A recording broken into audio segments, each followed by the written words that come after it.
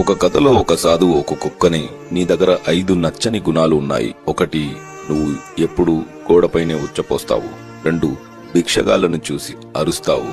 3, వెళ్తున్న వాహనాల వెంట పరిగెడతావు. 4, రాత్రుళ్ళు నిద్రపోకుండా అరుస్తావు.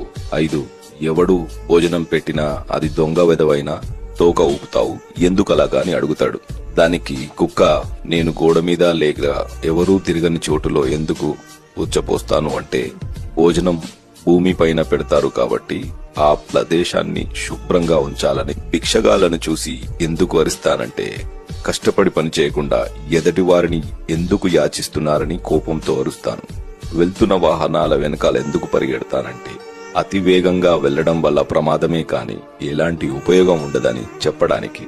రాత్రుళ్ళు ఎందుకు అరుస్తానంటే, నిశ్శబ్దంగా నిర్మానుషమైన ఈ చీకటిలో నేను మీకు తోడుగా ఉన్నాను, మీరు